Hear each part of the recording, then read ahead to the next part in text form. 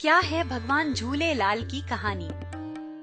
सिंधी समाज भारत में महत्वपूर्ण स्थान रखता है। विशेषकर व्यापार से जुड़ा ये वर्ग विभाजन पूर्व भारत के सिंध क्षेत्र के वासी थे।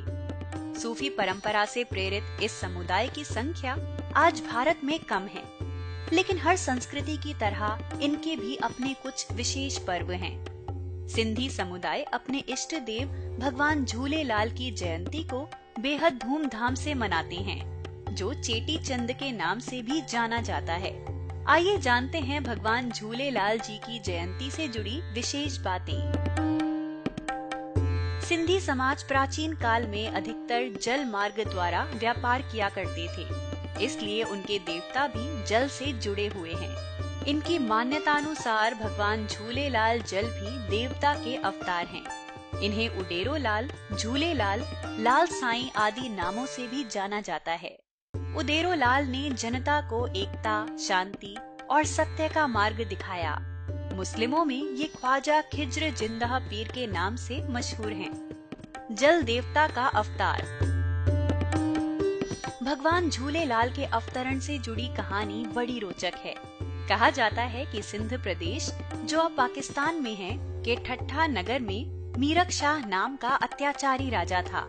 उसके अत्याचार से दुखी होकर लोगों ने 40 दिनों तक श्रद्धा पूर्वक जल किनारे पूजा की। इसके बाद जल देवता मत्स्य के रूप में आए और उन्होंने भविष्यवाणी की कि वो जल्द ही राजा के अत्याचारों का अंत करने के लिए जन्म लेंगे।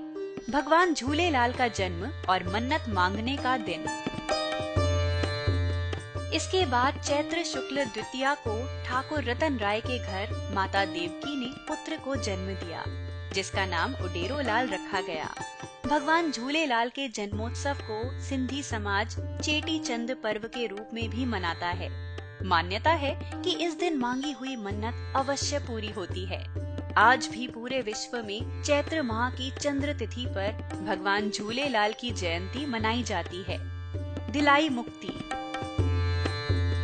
बालक के जन्म की खबर सुनकर मीरक शाह ने उसे समाप्त करवाने की योजना बनाई, लेकिन सफल नहीं हो सका।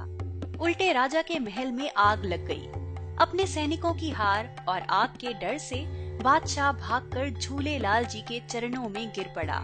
इस तरह बाल्य अवस्था से ही चमत्कारों के कारण भगवान झूलेलाल के प्रति लोगों की आस्था प्रबल होती चली गई।